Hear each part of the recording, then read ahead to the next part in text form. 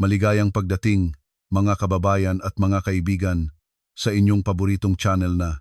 Ang kwentong ito ay tungkol sa isang biyenan na nagpahayag na nais niyang lumipat at manatili sa aming tahanan. Pumayag ako. Pagdating niya, inutusan niya akong lumuhod at maglinis ng sahig. Mahinahon akong kumuha ng aking telepono. "Nanay," sabi ko, "ang villa na ibinigay ninyo sa akin, ibenta na natin bukas." Ang mga babae ay pumupunta sa tahanan ng asawa at umaasa sa kanilang suporta at pagmamahal. Ngunit ako na nagdala ng isang villa na nagkakahalaga ng halos 10 milyong piso bilang dote para itayo ang aming tahanan ay binahiran ng maruming tubig sa sahig ng biyenang babae at pinilit na lumuhod at maglinis gamit ang aking mga kamay upang matuto raw ng tinatawag nilang tamang asal at kaugalian ng pamilya. Ang villa na kulay puti, nakaasa sa gilid ng tahimik na lawa sa may Tagaytay na tahimik ang hangin at puno ng kagandahan, ay isang walang kapantay na regalo na ibinigay sa akin ng aking sariling ina bago ako ikasal. Sa buong buhay niya, nagpunyagi siya sa negosyo, nagtipid ng bawat sentimo, nagipon ng walang pagod, sa pag-asang ang kanyang nag-iisang anak na babae ay magkaroon ng isang lugar na maaring balikan, anumang oras, isang lugar ng kapayapaan at seguridad, isang lugar kung saan hindi siya kailangang mabuhay sa ilalim ng kapangyarihan ng ibang tao. Ang halagang 10 milyong piso ay hindi lamang isang malaking bilang, ito ay mga pawis at luha, isang walang hanggang pagmamahal ng isang inang nagmahal ng walang kondisyon sa kanyang anak. Bilang isang arkitekto, ako mismo ang nagdisenyo ng bawat sulok ng bahay, mula sa mahahabang piling halaman sa balkonahe hanggang sa mainit at matibay na set ng muwebles sa sala. Pinaghandaan ko ang bawat detalye. Noon, marami akong pangarap tungkol sa isang masayang tahanan kasama si Andres, ang lalaking pinili kong ipagkatiwala ang aking buong buhay. Si Andres ay nagmula sa isang mahirap na pamilya sa lalawigan ng Negros Occidental. Noong unang magkakilala kami, ang kanyang pagiging mabait, simple, at determinadong bumangon sa kahirapan ang kumukuha sa aking puso. Akala ko, ang katapatan ay sapat na para punan ang agwat ng aming pinagmulan, pero nagkamali ako. Pagpasok sa buhay may asawa, nagsimulang lumabas ang mga bitak. Ang pinanggagalingan ng lahat ay isang pag-iisip na makapangyarihan ang lalaki at mababa ang babae na nakatanim ng malalim sa ugat ng kanyang pamilya. Ang simula ng lahat ng pagsubok ay nang dumating si Aling Nena, ina ni Andres, na may daladalang mga bag at malalim na determinasyon na lumipat at manirahan kasama namin ng matagal. Sabi niya, matanda na siya, kailangan niya ng anak na lalaki sa piling niya upang alagaan siya. Bilang manugang, tiyak na masayang tinanggap ko siya. Nagpahinga ako mula sa trabaho ng isang araw, pumunta sa palengke, nagluto ng mga pagkaing malambot at madaling tunawin, at maingat na inayos ang silid tulugan sa ground floor para sa kanyang kaginhawahan. Inilapag siya ng bus sa may pasukan ng aming kalye ng katanghalian. Masayang tumakbo akong palabas upang tulungan siyang magdala ng kanyang mga gamit, ngumiti ng malawak at malugod na bumati. Ngunit ang tanging isinukli ng biyenan ko sa aking pagpapatupad ay isang malamig at mapagimbot na sulyap. Dahan-dahan siyang pumasok sa bahay, nagpaikot-ikot ng tingin sa malawak na sala at napalungay-ngay. Pinintasan niya ang muebles na hindi raw angkop sa feng shui, pinintasan ang kusina na masyadaw modernong daw at hindi maginhawa. Nagtiis akong makinig at sinabi sa aking sarili na ang mga matatanda na nanggaling sa lalawigan ay hindi pa sanay sa lungsod. Ang isang manugang ay dapat maging mapagpasensiya at mapagbigay. Ngunit ang aking pagtitiis ay itinanaw ng biyenan ko bilang kahinaan. Pagkatapos ng tanghalian, habang aking hinuhugasan ang mga pinggan sa kusina, narinig ko ang isang malakas na ingay mula sa sala. Nagulat ako at nagmadaling lumabas. Ang nakita ko ay isang nakakatakot na tanawin. Si Aling Nena ay may hawak na isang timba ng maruming tubig, panlinis ng sahig madilim at puno ng mantsa na ibinuhos niya ng buo sa gitna ng aming mamahaling hardwood floor. Ang maruming tubig ay kumalat at tumapon pati na sa gilid ng aming premium na alpombra na ipinadala ko mula sa labas ng bansa. Nagtataka akong sumigaw, "Nanay, ano ang ginagawa ninyo? Kalalinis ko lang ng sahig." Walang kahihiyang tumindig si Aling Nena. Ibinalot niya ang kanyang mga bisig sa harap niya, itinuon ang kanyang aruganteng tingin sa akin. Mariing sinabi niyang ang mga babae sa lungsod tulad ko ay sanay sa sarap ng buhay, nagtitiwala sa salapi at ayaw kilalanin ang kahalagahan ng pamilyang kinasasapitan. Sinabi niya na mula ngayon, ang bahay na ito ay dapat may tamang pagkakasunod-sunod. Ang manugang ay dapat matakot sa biyenan, dapat sumunod sa pamilyang pinasukan. Itinuro niya ang baha ng maruming tubig na dahan-dahang kumukupad sa bawat piling ng sahig at maigting na iniutos sa akin na lumuhod ng 2 tuhod sa sahig at gamitin ang tela para sa kamay-kamay na linisin ang dunong na iyon. Sinabi niyang ito ang paraan ng pagtuturo sa manugang para malaman ko kung ano ang kahulugan ng asal at kaugalian ng kanilang angkan. Tumayo akong walang galaw sa gitna ng sala, tinitingnan ang babaeng ito ang tinatawag kong biyenan na sinadyang gamitin ang kanyang lumang panahong autoridad para yurakan ang aking dignidad. Walang kahit anong dahilan sa mundo ang makapagpapaliwanag sa ganitong kahiyang pagpapababa sa tao. Pinigilan ko ang aking sarili, huminga ng malalim para mabawi ang aking katahimikan. Itinuwid ko ang aking ulo at tiningnan ng diretso ang mga mata ni Aling Nena. Dahan-dahang sinabing bawat salita ay malinaw. Manugang po ang papel ko rito, hindi po utusan. Iginagalang ko kayo, ngunit kailangan din ninyo akong igalang. Hinding-hindi ako luluhod para linisin ang karumihang sadya ninyong ginawa. Nanlabo ang mukha ni Aling Nena. Hindi niya inaasahang ang mapagbigay at magalang na manugang na ito ay tahasang lalaban sa araw mismo ng kanyang pagdating. Nagsimula siyang sumigaw, humampas sa mesa at upuan, at isinumpa ako bilang isang manugang walang hiya at walang pinag-aralan, isang babaeng sumasakay sa ulo ng pamilyang kinasapitan. Ang dating payapa at maliwanag na villa ay biglang naging isang pugon na handang sumabog. Ang mga sigaw at tungayaw ni Aling Nena ay umalingaw-ngaw sa buong ground floor, lumabas pa sa hardin. Sa eksaktong sandaling iyon, bumukas ang pangunahing pintuan. Dumating si Andres mula sa trabaho. Pagkakita niya sa nangyayari, si Aling Nena ay parang nakakita ng sasagip sa kanya, agad nagbago ang kanyang tono. Umupo siya ng mabagsik sa sofa, hinahawakan ng dibdib na parang nahihirapan sa paghinga, lumuluha at nagsimulang gumanap ng papel ng isang kawawa't inaaping nanay na sinusugatan ng masamang manugang. Tinawag niya si Andres at sinabi nitong tignan niya ang kanyang asawa na palalayasin daw siya ng manugang ito na tinutukso siyang matanda at dertiyang taga-probinsiya na pinagtatawanan at pinagmumura. Nagulat si Andres. Inihagis ang kanyang bag sa mesa at tumakbo upang masupok ang dibdib ng kanyang nanay. Tiningnan niya ang baha ng maruming tubig sa sahig at pagkatapos ay bumaling sa akin na may tingin na puno ng pagbabatang.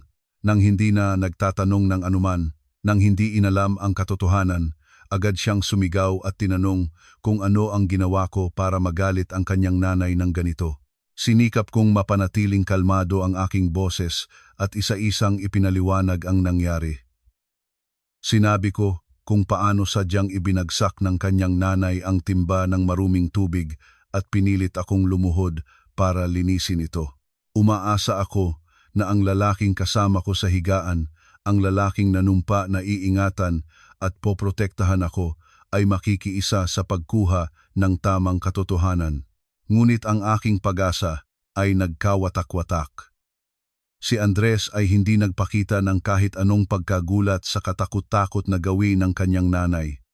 Itinakwil niya ang aking paliwanag.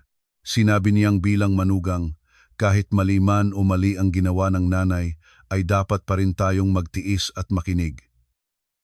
Pinalakasan pa niya ang tono at nagsermon na ang paggalang sa magulang ang pinakamahalaga. Ang kanyang nanay ay nagpagal. Kung ang nanay niya ay bumisita ng ilang araw, ang manugang ay dapat matuto ng kaunting pagpapakumbaba, Sinabi niya, hindi naman masama ang huminto ng sandali. Itinuro niya ang kanyang daliri patungo sa aking mukha at inutusan akong kunin ang basahan, lumuhod at linisin ang baha ng maruming tubig. Pagkatapos ay maghanda ng tsaa at humingi ng pasensiya sa kanyang nanay agad para manatiling mapayapa ang tahanan. Ang mga salita ni Andres ay parang malamig na talim ng kutsilyo na tumalab ng diretso sa aking puso. Nanatiling nakatayo ako at tinitingnan ang lalaking nakaharap sa akin. Ang maskara ng kabutihan at pagmamahal ay nalaglag na. Inilantad ang isang katangiang malambot sa masama, duwag at dominante na nakaukit sa kanyang kaluluwa. Handa niyang yurakan ang dangal at pagpapahalaga sa sarili ng kanyang asawa para lamang mapagbigay ng kasiyahan sa ego ng kanyang mapanghimasok na ina. Itinuturing niya ang aking pagtitiis at kahiyahiyang sitwasyon bilang isang halaga na dapat bayaran para sa kanyang palabas na pagiging mapagmahal sa magulang. Mapait kong napagtanto na sa mata ng kanyang pamilya, hindi ko sila kailanman itinuturing na isang kapantay na kasama sa buhay. Para sa kanila, ako ay isang kasangkapan lamang, isang paraan para kumita isang dekalidad na katulong na may tungkuling sumunod at maglingkod sa lahat ng kanilang mga kahilingan. Ang pag-iisip na ito na higit ang lalaki kaysa babae, na mapagsamantala ang relasyon ng biyenan at manugang ay natanim ng malalim sa dugo ni Andres. Hindi siya nakakaalam ng pagkakaiba ng tunay na pagmamahal sa magulang at ng pagsunod sa kasamaan at kamalian para mapilit ang kanyang inang maging palalo at marahas. Ang kahinaan ni Andres ay nagbigay pa ng lakas sa biyenan ko. Sa pagkakita nitong bulag na tinatangkilik siya ng kanyang anak, lalo siyang naging mapilit. Nakaupo siya sa sofa, ngumisi ng mapagmataas at nagbitaw ng mga mapanlait na salita na hamon sa aking natitirang pasensiya. Ang bahay na nagkakahalaga ng 10 milyong piso ay pagsisikapan ng aking ina. Ito ay aking personal na ari-arian. At gayunpaman, ang mga taong hindi nagbigay ng kahit isang sentimo ay nakatayo sa gitna ng aking bahay, naguutos sa akin at humahaya sa akin. Ang matagal nang naipong galit ay biglang sumabog. Naintindihan ko na ang pagpapatawad sa oras na ito ay hindi magbibigay ng kapayapaan. Magsisimula lamang ito ng isang sarya ng mas malupit na pagdurusa. Hindi ko maaaring hayagang maging biktima ng isang mapaninsalang kasal. Hindi ko maaaring hayaang ang pagsusumikap ng aking ina ay tampakin ng mga taong walang tamang loob. Ang kwarto noon ay naging napakasamot-samot para malangoy ang galit na hininga ni Andres, ang peke-pekenging iyak ni Aling Nena at ang amoy ng maruming tubig na kumakalat sa sahig. Lahat ay nagbibigay sa akin ng pagduduwal. Naniniwala pa rin silang sa ilalim ng presyon ng dalawang magkasama, luluhod ako at susuko.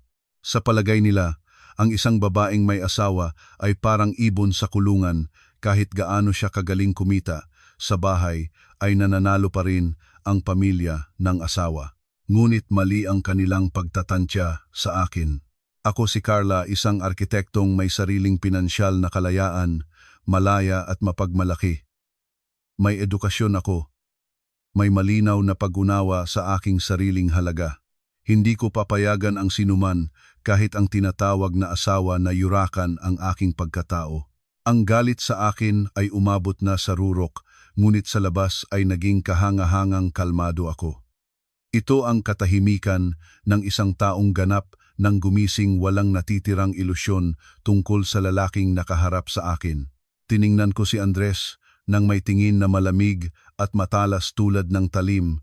Ang titig na iyon ay nakagawa sa kanya ng pagurong isang hakbang paatras at ang mga sigaw ay biglang huminto. Dahan-dahan kong inilabas ang aking kamay sa bulsa ng aking damit at kinuha ang aking telepono. Naging parang nagyayelo ang hangin sa paligid. Tiningnan kami ni Andres at Aling Nena. Hindi nila maintindihan kung ano ang gagawin ko. Binuksan ko ang screen ng telepono at hinanap ang isang pamilyar na numero na nakaimbak sa priority contacts. Pinindot ko ang call button at binuksan ang loudspeaker para marinig ng lahat ang malinaw na tunog sa tahimik na espasyo. 3 beses tumunog. At pagkatapos, ang mainit at puno ng pagmamahal na boses ng aking nanay ay mariing narinig. Hija, tanong niya, may nangyari ba? Bakit tumawag ka sa oras na ito? May problema ba sa bahay? Bahagyang naramdaman ko ang hapding nasa ilong ko, ngunit agad kong pinigilan ang aking emosyon. Nagsalita ako ng malinaw, tuwid, at walang alinlangan. Nanay, yung villa na ibinigay ninyo sa akin bilang dote ibebenta ko bukas. Isang maikli at mapanghaling pangungusap lamang banayad at malinaw, ngunit gumawa ng sira na parang bomba na sumabog sa gitna ng sala. Ang aking boses ay walang kumalog ni bahid ng takot o galit. Ito ay isang malamig na pahayag na may pangwakas na kahulugan. Sa kabila ng linya, nagpatahimik sandali ang aking nanay, pagkatapos ay mahinahon na sumagot. Ang ari-arian na iyon ay sa iyo. Ikaw ang may ganap na karapatan kung ano ang gagawin dito. Kung hindi ka masaya, ibenta mo na at umuwi ka rito sa akin. Sumunod akong masunurin at ibinaba ang tawag. Ibinaba ko ang telepono at tiningnan ang dalawang taong nakaharap sa akin. Ang tanawin sa sandaling iyon ay napakahalaga. Ang magaling na mukha ni Aling Nena ay biglang naging maputi, walang natitirang dugo sa kanyang pisngi. Ang mga mata niya ay bukas ng malawak. Ang bibig ay bukas ngunit walang lumabas ng salita. Ang mga kamay na kanina ay nagbabanta at nangiinsulto ay nanginginig na at nakahawak ng mahigpit sa braso ng sofa. Hindi niya inaasahang gagamitin ko ang ganitong mapaneksersiyo na hakbang. Si Andres naman ay mas malungkot ang hitsura. Ang kapalaluan ng isang dominanteng asawa ay nabali sa isang kisap mata.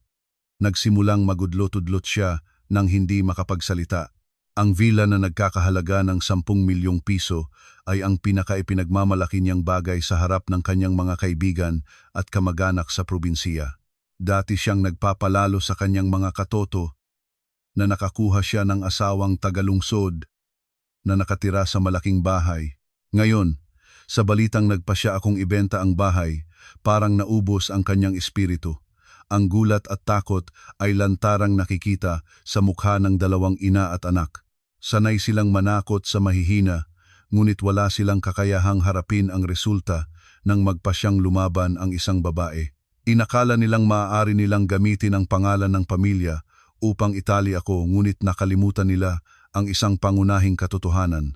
Ang bahay na ito, ang ari-arian na ito, ay nakalagay sa pangalan ko at sa pangalan ko lamang. May karapatang bawiin ko ang lahat ng mga bagay na hindi talaga kabilang sa kanila. Ang katahimikan ay bumabalot sa espasyo, maririnig lamang ang pinabilis na paghinga ni Andres at Aling Nena. Wala akong dagdag na sinabi. Ang lahat ng paliwanag at pagtatalo sa sandaling iyon ay magiging walang kabuluhan at walang saysay. Pumihit ako at lumakad ng mabilis, tuwirang nagtungo sa aparador malapit sa pangunahing pintuan. Kinuha ko ang aking branded na bag at inilabas ang susi ng aking puting sasakyan na nakaparada sa harap.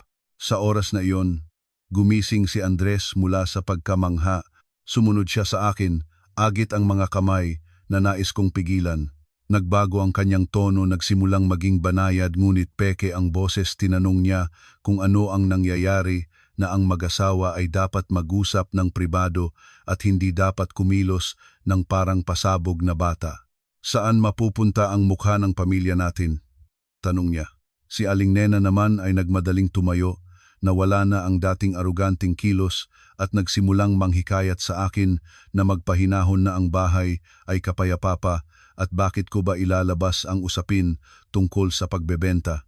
Tinaboy ko ng malakas ang kamay ni Andres. Isang galaw na puno ng ganap na pagtanggi. Mabilis kong ilinagay ang aking titig sa dalawa sa kanila. Takot sila na mapahiya. Takot na mawala ang pinagkakakitaan nila. Hindi sila nagdurusa para sa kasal na ito. Pinabayaan ko ang lahat ng mga banta at mga peking pakiusap. Pinindot ko ang pintuan at lumabas. Ang pintuan ay nagsara ng mahigpit sa likod ko. Iniiwan sila sa kaguluhan na kanilang nilikha. Ang himpapawid sa Tagaytay sa katapusan ng hapon ay nagsimulang maghangin ng malakas. Umakyat ako sa sasakyan, sinindihan ang makina at hawak ng mahigpit ang manibela. Ang damdamin sa sandaling iyon ay kakaiba, walang kirot, walang pagbagsak ng isang babaeng nawasak ang kasiyahan ng buhay pamilya. Sa kabaligtaran, Naramdaman ko na parang lumuwag ang dibdib ko, isang sariwang hangin ang pumasok na pumalit sa dati nakabibigat na kapaligiran. Sinolusyunan ko ang makina at ang sasakyan ay dahan-dahang lumayo mula sa bakal na pintuan ng compound. Iniiwan sa likuran ang malaking villa na naghahawak ng 2 taong ganid at hamak. Sumali ang sasakyan sa abala at mapagpalit na trapiko sa Osias Avenue. Ang mga mensahe sa screen ay nagbabago ng tono ng paulit-ulit na halos katawa-tawa. Minsan ay ginamit niya ang tono ng isang mapaghari, nagbabala sa akin na ang isang babae ay hindi dapat magtaas ng ulo kung saan man ako pumunta. Bago maggabi ay kailangan kong bumalik at humingi ng tawad sa kanyang nanay. Sa susunod na sandali, nagbago siya at gumamit ng malungkot na tono tungkol sa aming mga taon ng pagsasamahan. Sinabihan akong huwag siraan ang aming pamilya dahil sa isang maliit na bagay. Sa pagbabasa ng mga pagpapaimbabaw na salita, nakakatawa na lang, isang lalaki na nagpapahintulot sa kanyang sariling ina na hiyain ang kanyang asawa at ngayon ay gumagamit ng pangalan ng pamilya para manghawak sa material na bagay. Malamig kong ginawang i-block ang lahat ng kanyang mga contact, telepono, messenger, Facebook at lahat ng paraan ng komunikasyon ni Andres. Nais kong ganap na alisin ang kanyang presensya sa aking buhay sa mismong sandaling iyon. Ang mga ilaw ng lungsod ay nagsimulang magpadala ng mga kinang na sinag sa baso ng sasakyan. Binuksan ko ang isang malambot na musikang walang salita. Ang kasal na ito ay namatay na at ako ang taong personal na inilibing ito para palayain ang aking sarili. Hindi ako iiyak, hindi ako mahihina. Sa harap ko ngayon ay isang legal na labanan para protektahan ang aking dignidad at ari-arian. At alam ko ng eksakto kung sino ang kailangan kong hanapin para simulan ang labanang iyon. Tumigil ang sasakyan sa harap ng lobby ng isang marangyang gusaling opisina sa gitna ng lungsod. Pinindot ko ang pintuan at pumasok sa isang tahimik na kafe sa ground floor. Doon ay nakaupo nang nag-aabang si Jasmine. Si Jasmine ay isang matalik na kaibigan mula pa noong panahon ng kolehiyo. Hindi siya basta-basta kaibigan na nakikinig lamang sa mga kalungkutan at kasiyahan. Siya rin ay isa sa mga pinakakilalang abogada sa Maynila, espesyalista sa mga kaso ng diborsyo at pagtatalo sa ari-arian. Sa pagkakita sa akin na may malamig at determinadong kilos, bahagyang itinanghal ng kilay ni Jasmine. Ang baso ng mainit na Amerikano sa mesa niya ay singaw pa. Hinila ko ang upuan at umupo sa harap niya walang pag-iingat. Agad kong ikinuwento ang buong nakakatakot na insidente na naganap ng tanghali. Mula sa pagtapon ng maruming tubig ni Aling Nena, ang kahinaan at pagbabalikwas ni Andres, hanggang sa mapaneksersyo kong tawag tungkol sa pagbebenta ng bahay. Maingat na nakinig si Jasmine. Ang mga matalas na mata niya ay hindi nagpalampas ng kahit anong maliit na detalye. Nang matapos ang aking kwento, hindi siya nagulat o nagpanik. Tumango siya, humigop ng kaunting kape, at nagsalita ng malalim ngunit puno ng awtoridad na boses. Sinabi niyang ang aking desisyong umalis agad sa bahay na iyon ay napakatino. Ang direktang pagharap sa mga mapang-api at sakim na tao sa isang saradong espasyo ay nagdadala ng disadvantage. May panganib pa ng pisikal na pinsala o bitag na maaaring gamitin para mangikil. Binuksan niya ang kanyang tablet at mabilis na binalangkas ang isang malinaw at matibay na legal na estratehiya. Ang una at pinakamahalagang bagay, sabi ni Jasmine, ay ang protektahan ang ari-ariang nagkakahalaga ng 10 milyong piso. Ang villa ay isang personal na ari-arian na ibinigay ng aking ina bago ang kasal. Ang dokumento ay nakalagay sa pangalan ko at sa pangalan ko lamang. Sa ilalim ng batas, wala si Andres ng kahit anong karapatan o kapangyarihan na makialam sa pagpapasya tungkol sa ari-ariang iyon. Binanggit ni Jasmine ang mga hakbang para maibenta ang bahay nang ayon sa proseso, ngunit sa pinakamabilis na paraan ang pagbabayad ay dapat sa pamamagitan ng bank transfer para kontrolin ang daloy ng pera at putulin ang lahat ng pag-aasam ng pamilya ng asawa. Pangalawa, idiniin ni Jasmine ang pangangailangan ng ebidensiya. Ang mga taong nagmula sa kahirapan ngunit may malalim na pag-iisip ng paghahari at pagiging ganid tulad ni Andres ay maaaring maging mapanlinlang kapag napilit sa sulok. Sinabihan niya akong huwag makipagkita ng mag-isa sa sinuman mula sa pamilya ng asawa mula sa sandaling iyon. Ang lahat ng pakikipagkita at palitan ng mensahe ay dapat sa pampublikong lugar, may ibang tao bilang saksi o may maingat na recording ng audio at video, tiyak na gagamitin nila ang lahat ng mapanlinlang na paraan mula sa pagiyak hanggang sa pagbabanta at maling akusasyon para makuha ang ari-arian. Nagtatagal kaming dalawa sa kafe ng maraming oras. Sa tulong ng propesyonal na gabay ni Jasmine, nagsimula akong maghanda ng mga tuntunin para sa kasunduan sa diborsyo. Ang dokumento ay malinaw at maikli, walang kahilingan para sa suporta, walang dibisyon ng ari-ariang magkasamang pag-aari. Sa katotohanan, ang lahat ng gastos sa pamumuhay ay ako ang nagbabayad. Si Andres ay isang walang sariling hanapbuhay na nagpapanggap na haligi ng pamilya. Sa pagtingin sa papel ng diborsyo na nakalagay ng maayos sa mesa, ang aking puso ay naging tahimik na parang walang ingay. Salamat kay Jasmine. Parang binibigyan ako ng isang hindi nakikitang lakas. Hindi ako nag-iisa sa labanang ito. May batas na nagpoprotekta sa akin, mayroon akong kalayaang pinansyal, at higit sa lahat, mayroon akong tibay ng isang babaeng nangahas na tanggapin ang kanyang kalayaan at ibalik ang kanyang sariling buhay.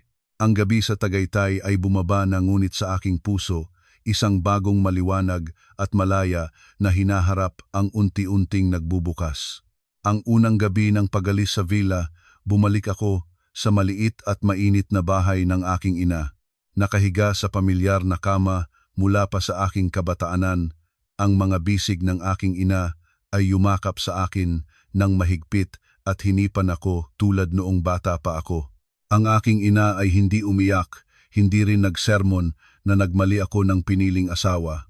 Hinimas niya ang aking buhok at sinabi na ang pinakamahalaga sa buhay ng isang babae ay ang kapayapaan ng kaluluwa.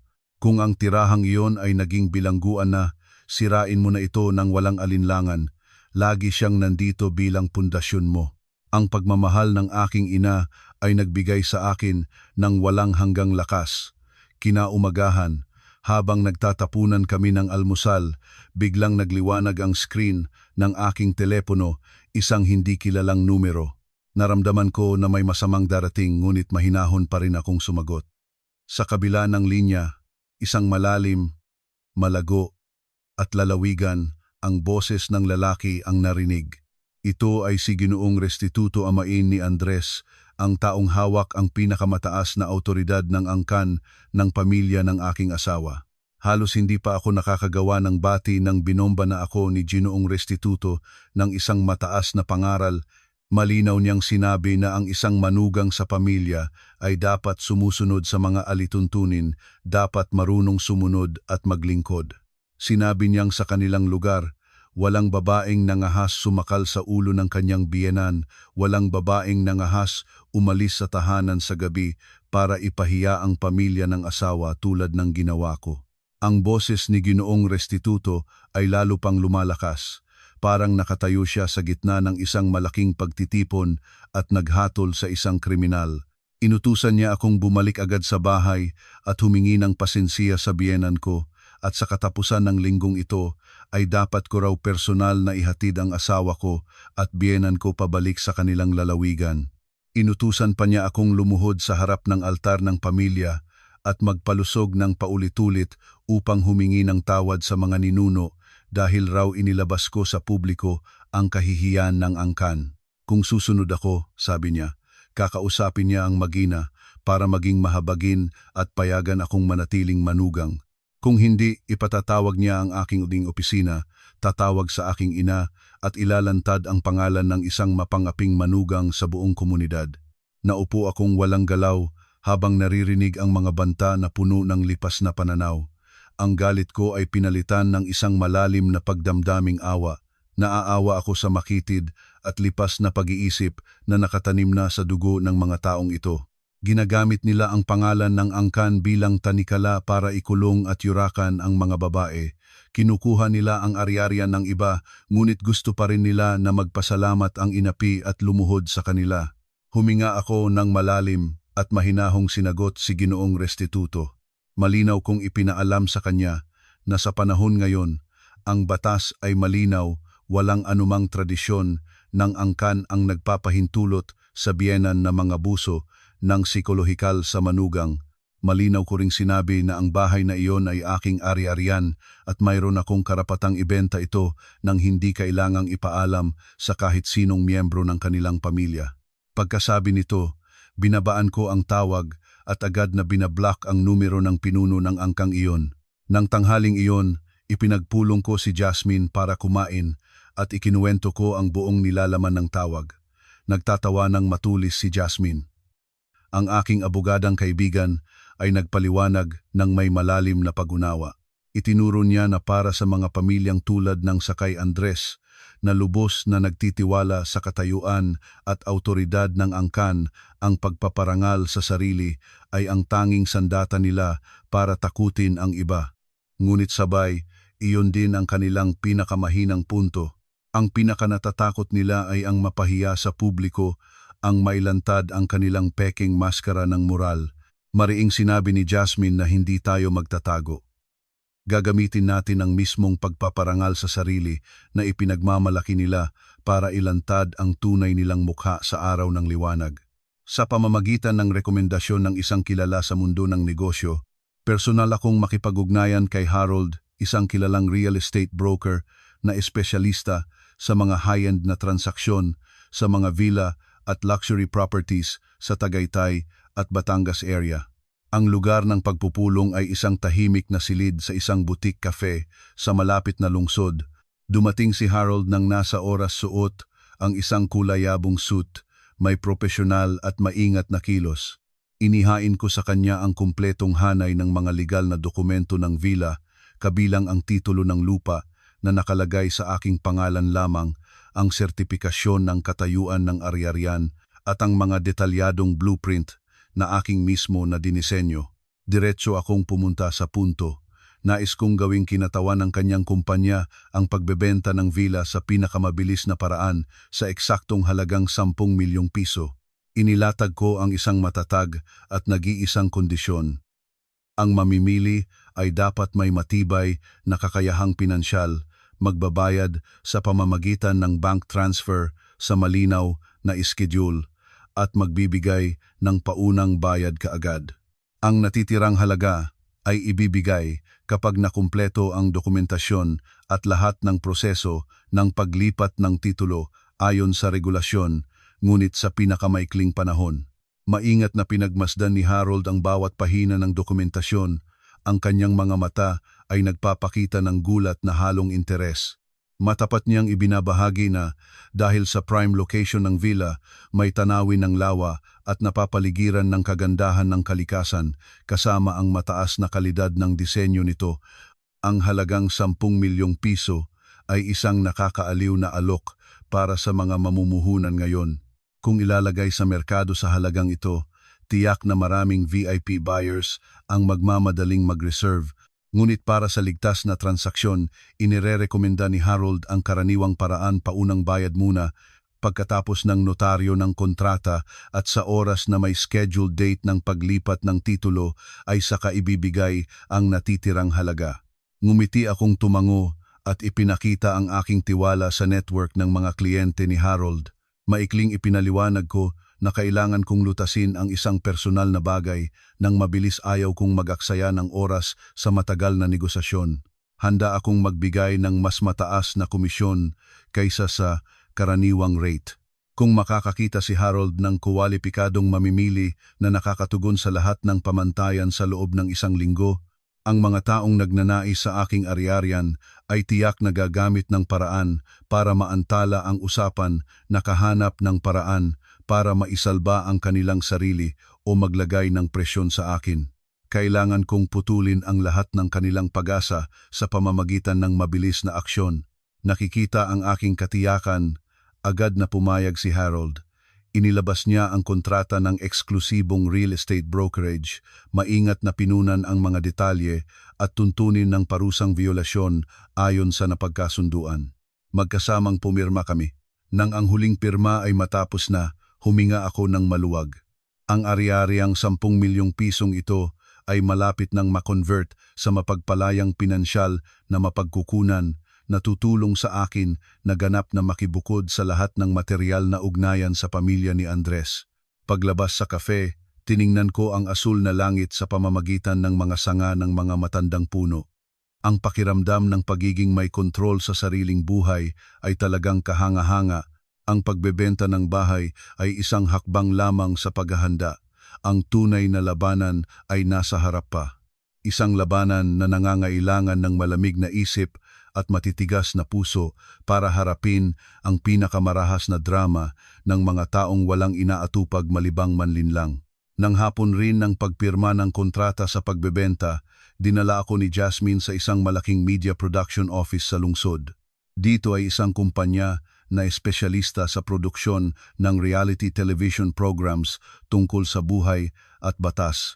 Dito, nakilala ko si Ate Claire, isang bihasang producer, ang taong nasa likod ng maraming mga programa ng paglutas ng pamilyang alitan at sibilyang pagtatalo na nagtatamasa ng malaking atensyon mula sa mga manonood sa buong bansa. May maliit na katawan si Ate Claire, ngunit may napakamalikot na tingin. Naghanda siya ng tsaa para sa amin, ang kanyang kilos ay napakatapat at bukas. Sa pamamagitan ng pagtuturo ni Jasmine, ikinuwento ko ang aking kasaysayan ng kasal mula sa pagkakaiba ng kultura at pinagmulan, ang mahabang pagtitiis at pagpapakumbaba, hanggang sa pinakamataas na punto, ang pagbebenta ng bahay bilang sagot sa pagpipilitan ng biyenan at ang duwag na pagsang-ayon ng asawa. Hindi ko rin ikinubli ang tawag ng pinuno ng angkan na nagpipilit sa akin na bumalik sa lalawigan at maghingi ng tawad. Pagkatapos marinig ang kwento, lubos na nakiisa at nagalit si Ate Claire. Sinabi niyang ito ay isang napakanapapanahong material. Maraming modernong babae kahit gaano kasipag at matagumpay sa lipunan ay kapag nakapasok sa kasal ay napagiwan sa likod ng mga lumang kaugalian at pag-aabuso ng psikolohikal nang hindi nila nababatid kung paano makakawala. Iminungkahi ni Ate Claire ang pakikipagtulungan para mag-organisa ng espesyal na pag-record ng direkta sa villa. Ang pag-record na ito ay magtatago sa ilalim ng pagkukunwaring isang family mediation session na may partisipasyon ng mga eksperto sa psikolohiya at mga abogado. Agad na sumangayon si Jasmine sa ideyang ito. Ang plano ay nailagay ng detalyado ng tatlo namin. Ang layunin sa katapusan ay hindi para iligtas ang kasal na patay na kundi para lumikha ng isang patas na espasyo para sa paghaharap sa ilalim ng saksi ng mga taong may kaalaman sa batas at sa harap ng kamera. Nauunawaan namin ang katangian ng pagpaparangal sa sarili ng pamilya ni Andres. Kung direkta kong mag-iimbitahan, tiyak na tatanggihan nila o darating sila para magalboroto. Ngunit kung makatanggap sila ng imbitasyon mula sa isang prestihiyosong palabas sa telebisyon sa pagkukunwaring tulungan ang pamilya ng lalaki na sanayin ang mabisang asawang tagalungsod, tiyak silang mahuhuli. Nangako si Ate Claire na magpapadala ng pinakapropesyonal na crew, tiwala sa katotohanan at iginagalang ang layunin. Malinaw niyang sinabing ang lahat ng recording ay dapat may kasunduan na nakabukas ang pagkakakilanlan at sumusunod sa mga prinsipyo ng proteksyon ng privacy. Ang kamera ay magtatala ng buo ng lahat ng mga salita, kilos at saloobin ng pamilya ni Andres bilang ebidensiya kung kinakailangan at sabay natutulong sa akin na makita ng patas sa harap ng publiko. Naging tahimik akong nakikinig habang nagpaplano si Ate Claire at Jasmine. Dahan-dahan akong naniwala, pumayag akong lumahok. Ang katotohanan ay kailangang ilabas sa pinakamaliwanag na liwanag para ang mga nagtatago sa maskara ng peking moral ay wala nang makakalimot o matatakas. Kinabukasan, opisyal na nagsimula ang plano. Ang katulong ni Ate Claire ay gumanap ng papel na editor ng programa at personal na tumawag kay Andres. Ang katulong ay nagsalita ng napakamaingat. Sinabi niya na natanggap ng programa ang impormasyon tungkol sa alitan ng kanyang pamilya. Nakita nila na siya ay isang mapagmahal na anak, ngunit may hirap sa pagtulong sa asawa na may masyadong malakas na personalidad. Ang programa ay nais mag-organisa ng isang mediation session at mag-imbita ng mga nangungunang eksperto para tukuyin ang tama at mali para matulungan ang pamilya na mapanatili ang tradisyonal na pagpapahalaga at hikayatin ang asawa na bawiin ang impulsibong desisyon na ibenta ang bahay. Tulad ng aming inaasahan, agad na nahulog sa bitag si Andres, ang matamis na mga salita na nagpapalakas ng loob ng isang dominanteng lalaki ay ganap na lumabo ang kanyang isip. Si Andres ay naniniwala na ang programa ay nasa kanyang panig, sinusuportahan ang tinatawag nilang autoridad ng pamilya ng asawa. Nagtiwala siyang sa ilalim ng presyon ng kamera at mga eksperto, mapipilitan akong mapahiya at umamin ng kasalanan at isuko ang kontrol sa 10 milyong pisong ari-arian sa kanya. Masayang tinanggap ni Andres ang imbitasyon at hindi nalimutang pangakuan na maaanyayahan niya ang kanyang ina at ang amain niyang pinuno ng angkan mula sa lalawigan para dumalo para magdagdag ng bigat sa sesyon ng pagtuturo. Ang petsa ng pag-record ay itinakda sa umaga ng linggo. Nang umaga ng araw na iyon, maagang nagising ako, binalutan ang sarili ng magaan, pumili ng puting profesional na blazer. Nais kong ang aking hitsura ay nagpapakita ng kumpiyansa, dignidad at kapangyarihan ng isang babaeng naghaharing sarili sa kanyang buhay. Pagdating ko sa villa, ang crew ni Ate Claire ay kumpleto na. Nagtatrabaho sila ng profesional at maayos. Ang malawak na sala ay muling inayos ng kaunti. 3 mataas na kalidad na kamera ang nakalagay sa 3 magkakaibang anggulo, tinitiyak ang multi-angle na pag-record ng walang blind spots. Ang sistema ng ilaw ay nakalagay para magliwanag ang espasyo, ngunit hindi magsasakit ng mata ng mga kalahok. Ang mga miniature na mikropono ay maingat na nakakabit sa ilalim ng gilid ng mesa. Naayos ni Ate Claire ang isang kilalang family psychologist na nakaupo sa tabi ng editor. Si Jasmine naman ay nakaupo bilang legal consultant ng programa. Naupo ako sa isang malulusog na upuan na nag-iisa sa isang gilid ng mesa, humigop ng kaunting tubig para mapanatiling pantay ang paghinga. Ang pamilyar na espasyo ngayon ay may bagong misyon. Ang kampana ng pintuan ay tumunog, ang crew photographer ay nagulat sa earpiece na ang mga imbitadong bisita ay dumating na. Isang mabilis na tibok ng puso ko, hindi dahil sa takot, kundi sa pagkasabik, habang ang sandaling pagpapasya ay dumating na. Ang labanan para sa dangal ay opisyal nang nagsimula.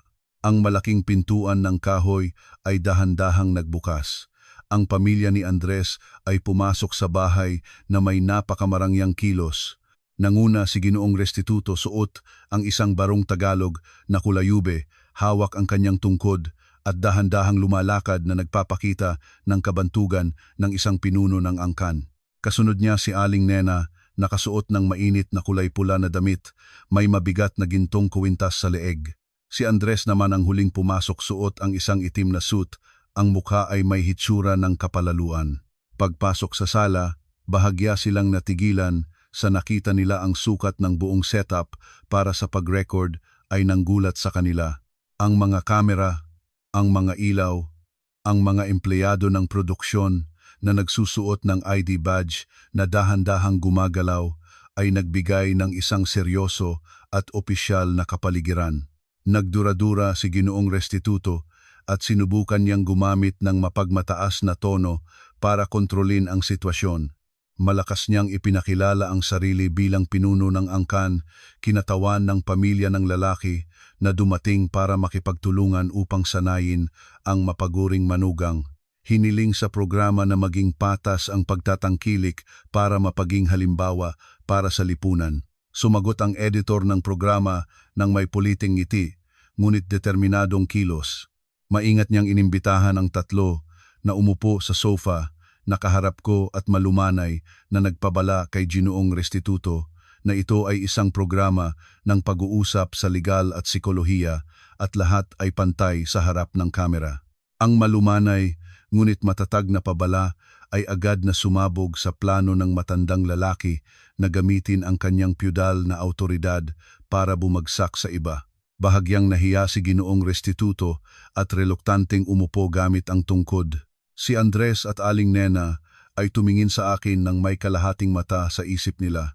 Ako ay nasa mahihinang posisyon, tinatawag ng programa para pahatulan. Mapanatag kong kinuha ang posisyon ng aking upuan. Ang mga kamay ay magkasamang nakalagay sa hita ko, ang tingin ay malinaw at nakatutok sa 3 tao sa kabila. Nagsenyas ang editor, nasisimulan na ang recording.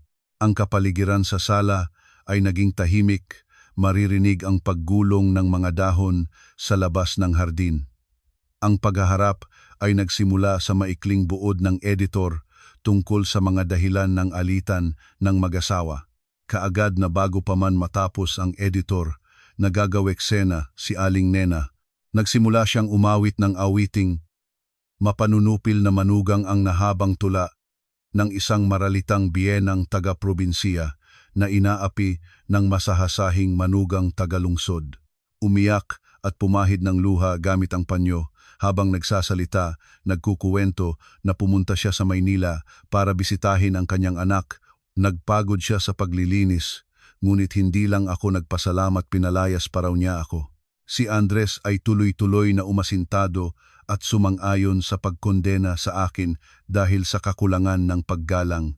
Si Ginoong Restituto naman ay humampas ng dulo ng tungkod sa sahig at malakas na nagkusala sa akin bilang isang babaeng walang pinag-aralan na naglagay ng kahihiyan sa mga ninuno ng pamilya ng kanyang asawa.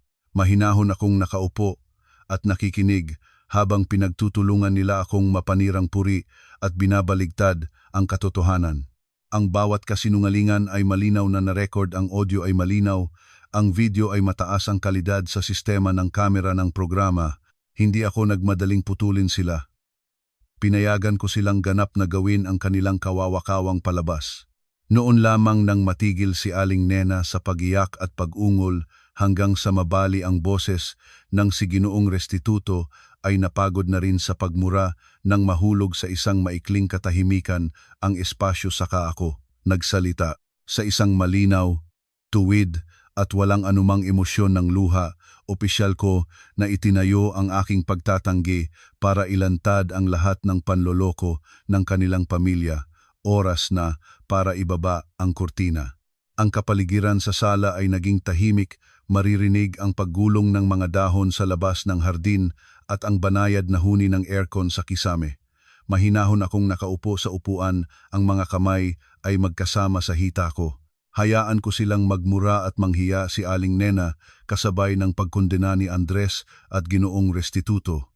Ang aking pagtitiis sa oras na ito ay hindi pagsuko, ito ay paghihintay para sa tamang sandali ng mapanganib na suntok. Nang ang pagmamanipula nila ay umabot na sa rurok, nang ganap nang gumanap si Aling Nena ng papel ng isang mapakiusapang biyenang taga-probinsiya na ginagawa itong luha sa pamamagitan ng lumang panyo, dahan-dahan kong itinanghal ang aking tingin. Tumingin ako ng diretso sa pangunahing kamera na nakatutok sa akin, pagkatapos ay ibinalik ang malamig na tingin sa 3 tao na nakaupo sa kabila. Dahan-dahang nagsalita, pantay at tuwid at walang anumang pagiyak.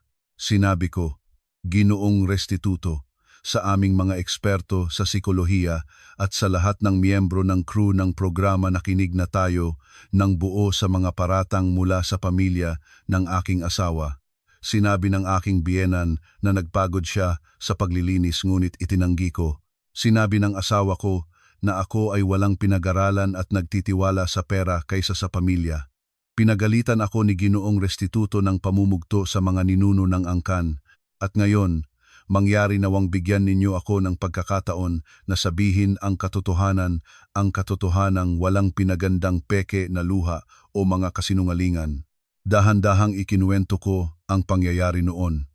Inilahad ko ng detalye kung paano ko inihanda ang silid, nagluto, at masayang tinanggap ang biyenan ko. Kinuwento ko ang sandaling noon habang naghuhugas ng pinggan, ay marinig ko ang ingay at lumabas akong may nakitang biyenan na may hawak na timba ng maruming tubig na sinadya niyang ibuhos sa gitna ng sahig.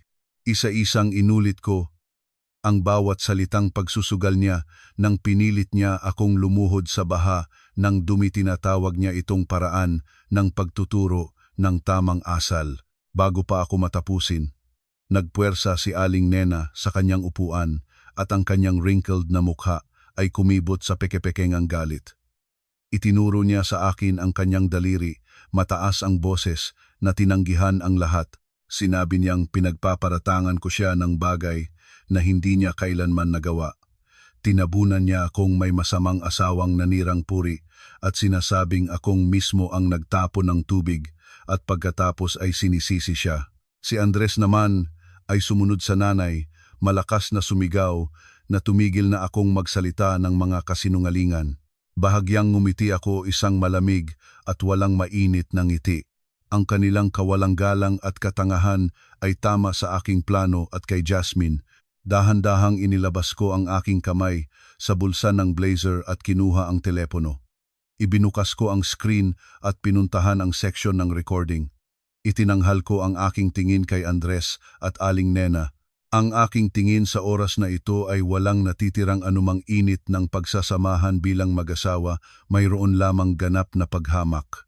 Ang tao ay maaaring magsinungaling, sabi ko sa kanila. Ang mga luha ay maaaring gawa-gawa, ngunit ang makina ay hindi nagsinisungaling. Nang makita ang kahinaan ng biyenan ng may marahas na kilos, ninakawan na ang telepono sa bulsa ng aking apron bilang sariling proteksyon. Pinindot ko ang play button. Isang klaro at malinaw na audio ang tumunog sa gitna ng sala, malinaw na na-record ng mikroponong dala ng programa. Ang boses ni Aling Nena ay marinig mataas at matulis malinaw na naguutos sa akin na lumuhod. Ang boses niya na nangiinsulto sa mga babaeng tagalungsod, ang boses niya na inihahayag ang kanyang intensyon na sanayin ang manugang mula sa umpisa. Kaagad na sumunod ang boses ni Andres, ang kanyang utos na umukbo at linisin ang tubig, ang kanyang utos na maghanda ng tsaa at humingi ng pasensiya sa kanyang nanay. Bawat salita, bawat ekspresyon ng dominasyon at kalupit-lupitan ay sabay-sabay na bumabagsak sa lahat ng naroroon. Nang matapos ang audio recording, isang mapanganib na katahimikan ang bumabalot sa buong espasyo. Ang kapaligiran ay naging napakasamot-samot. Ang dalubhasang sikolohiya ay umiling ng may pagdurusa. Ang editor ay tumingin sa pamilya ni Andres nang may mga matang puno ng pagkamangha at paghamak. At tungkol sa 3 himpil na bisita mula sa lalawigan, ang kanilang mga mukha ngayon ay tunay na isang trahedyang karapat-dapat tingnan. Bukas na malawak ang bibig ni Aling Nena, ang mga mata ay sumulyap sa aking telepono na parang nakakita ng multo. Ang kamay na kaninang humahawak ng panyo para sa luha ay nahulog sa hita niya.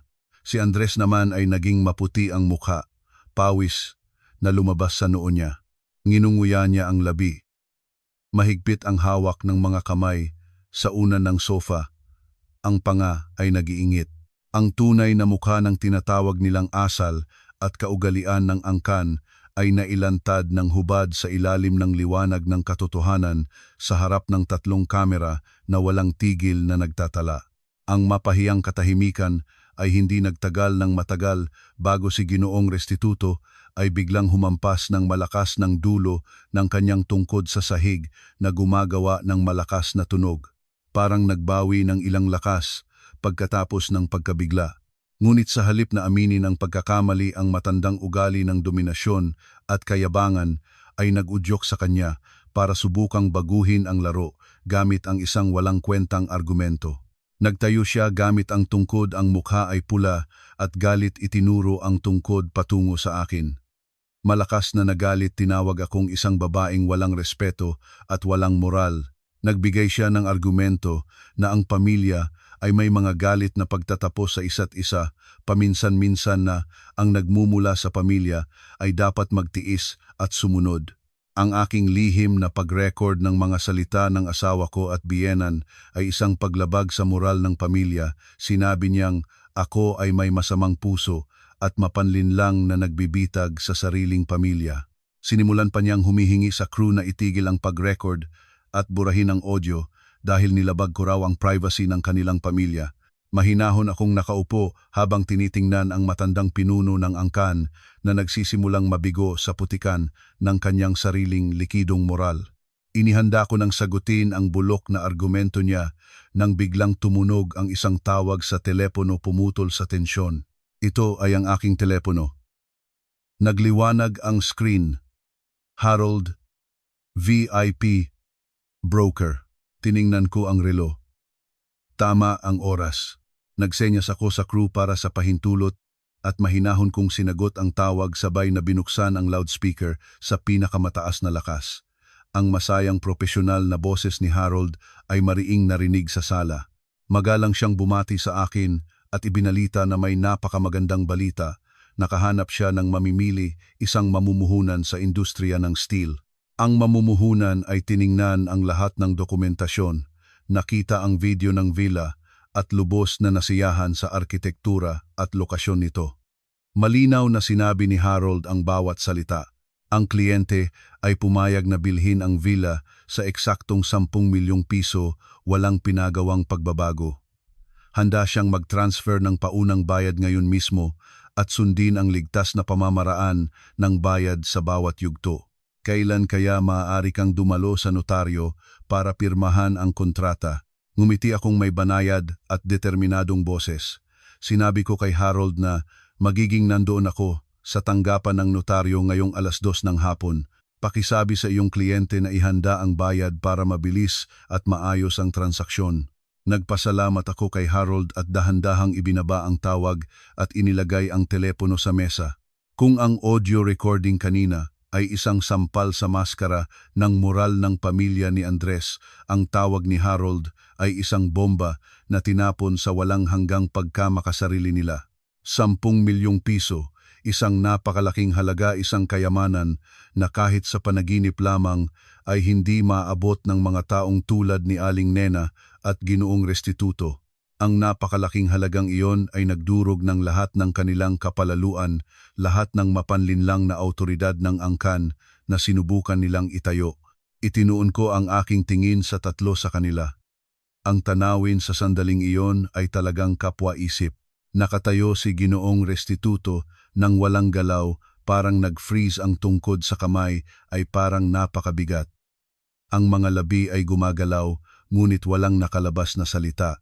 Ang mga mata ay puno ng pagkagulat at pag-aasam. Si Aling Nena naman ay ganap na bumagsak. Nahulog siya mula sa sofa hanggang sa sahig, ang mga kamay ay hawak ang kanyang ulo, ang mga matang walang direksyon na nakatingin sa kawalan. Si Andres naman ay bukas ang bibig, mabilis ang paghinga, ang mga mata ay nag-aalawalaw sa pagitan ko at ng telepono. Napagtanto nila sa wakas ang mapait na katotohanan, ang tunay na kapangyarihan ay wala sa mga lumang tuntunin, wala sa papel ng asawa o biyenan. Ang kapangyarihan ay nasa kalayaang pinansyal at ang 10 milyong pisong ari-arian ay malapit ng tuluyang maalis sa kanila nang walang paraan para maiwasan ito. Ang espasyo ng sala ay muli nang nahulog sa katahimikan, ngunit sa oras na ito ay katahimikan ng takot at desperasyong pagpapagsisi. Ang ari-ariang 10 milyong piso na harap-harapan ay malapit ng maging hangin, kasama nito ang marangyang pamumuhay na umaasa sa akin. Si Ginoong Restituto ang unang nagbawi. Ang kaunting pagpaparangal sa sarili ng angkan na ipinagmamalaki niya ay naalis ng walang bakas. Bumaling siya kay Andres at humampas ng tungkod sa kanyang binti malakas. Ngiping-nginipang sinabihang lumuhod si Andres at humingi ng pasensiya sa asawa. Agad sinabi niyang kung ang isang asawa ay pinahintulutang manggaasar hanggang sa punto na ibebenta na ang buong bahay, wala nang natira na dignidad. Natamaan ng masakit si Andres, kasama ang takot na mawalan ng ari-arian. Agad siyang nagbitaw ng lahat ng pagmamalaki ng isang dominanteng asawa. Lumagpak siya mula sa upuan, ang dalawang tuhod ay nakadagan sa malamig na sahig. Dahan-dahan niyang nilapitan ang aking upuan. Lahat ng pag-aastang makapangyarihan ay naglaho pinalitan ng kahiyahiyang mukhang puno ng luha. Kinasap ang mga kamay at nagsimulang umiyak. Sinabi niyang mahal ko, nagkamali ako libu-libong beses na humihingi ng patawad. Inisisi niya sa kanyang sariling pagkabata ang kanyang marahas na kilos at sinabi na pinigilan siya ng stress sa trabaho at hindi niya nakontrol ang sarili. Nakiusap sa akin na dahil sa maraming taon ng pagsasama bilang mag-asawa dahil sa kanyang tunay na pagmamahal sa akin, bawiin ko ang desisyon na ibenta ang bahay at patawarin siya ng isang beses pa. Nangako siyang mula ngayon ay lagi siyang susunod sa akin, kahit ano pang sabihin ko ay susundin, hindi na siya magsasalita ng mataas sa akin kahit kailan pa.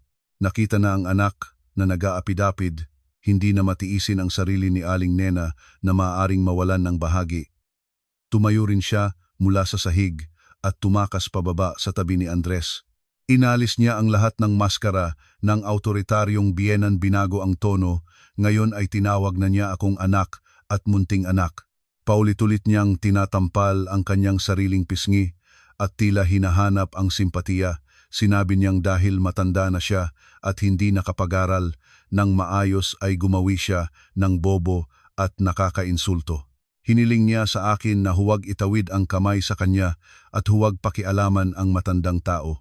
Nangako siyang bukas pa lamang ay sasakay na siya ng bus pabalik sa lalawigan, hindi na siya magpapakita sa Maynila at hindi na siya mag-aabala sa amin basta huwag lang akong magbenta ng bahay.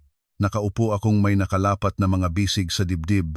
Ang tingin ay malamig tulad ng yelo habang nakikita ang dalawang taong lumuhod sa aking paanan. Ang mga luha nila ay hindi nagpukaw ng kahit kaunting habag sa akin, kundi nagdagdag lamang ng pagkamuhi.